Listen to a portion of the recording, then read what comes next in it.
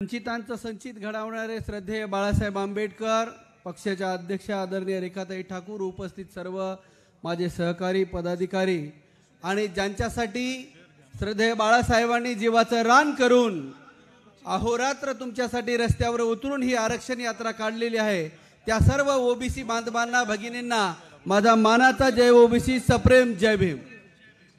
मी फक्त 2च मिनिटं बोलणार आहे मोजून आणि 3 गोष्टी सांगणार आहे। जसं जेव्हापासून आम्ही शाळेत शिकतो, जेव्हापासून आम्हाला समाजकारण, राजकारण आणि या देशाचा इतिहास डोळ्याखालून घातला, तर ओबीसी या विषयावर या महाराष्ट्रामध्ये नाही तर देशामध्ये असं पहिलं एकमेव खंबीर नेतृत्व आहे ज्यांनी ओबीसी साठी पहिला मोर्चा काढला, ते श्रद्धेय बाळासाहेब आंबेडकर। कारण आम्ही आमच्या विचारामध्ये, आम्ही आमच्या दैनंदिन कामामध्ये व्यस्त होतो, आम्ही कमंडलाच्या यात्रेत व्यस्त होतो, पण श्रद्धेय बाळासाहेब आंबेडकर प्रथम आमच्यासाठी रस्त्यावर उतरून ओबीसीची लढाई लढत होती। पहिल्यांदा या दडपणाखाली गावगाड्यातला समाज असताना छाती ठोकपणे या महाराष्ट्रामध्ये हा पहिला वाघ आहे की या वाघानं जाहीर ललकारी दिली की आम्ही आपल्या सोबत आहोत, नाहीतर ओबीसीला कोणी स्वाद द्यायला तयार नव्हतं। पहिल्यांदा मैदानामध्ये उतरून रस्त्यावर, त्यामुळे ही पहिली गोष्ट आम्हाला लक्षात ठेवावी लागेल। तिसरा मुद्दा, सातत्यानं जे काही ओबीसीच्या विरोधात राजकारण चालू आहे, सातत्यानं ओबीसीच्या विरोधात जे काही वातावरण तयार होत आहे, या वातावरणाला छेद देण्याचा पहिला प्रयत्न श्रद्धेय बाळासाहेबांनी केला।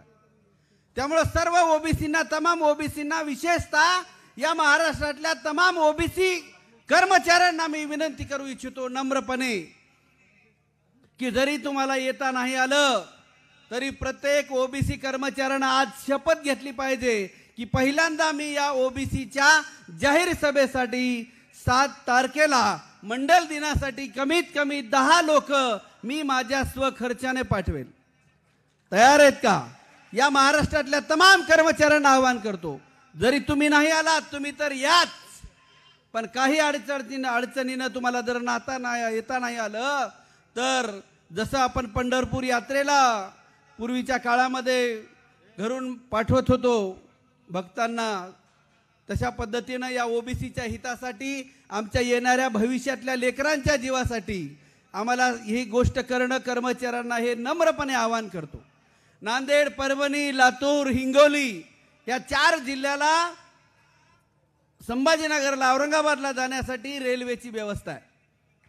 10 लोक पाठवण्यासाठी तुम्हाला खर्च येणार नाही, पण ओबीसीनो एक लक्षात ठेवा, इथून पुढे जर आम्ही मैदानात नाही उतरलो, येणाऱ्या 7 तारखेला जर गर्दीने उत्तर नाही दिलं तर आमची लखतर वेशीवर टांगल्याशिवाय जाणार नाहीत।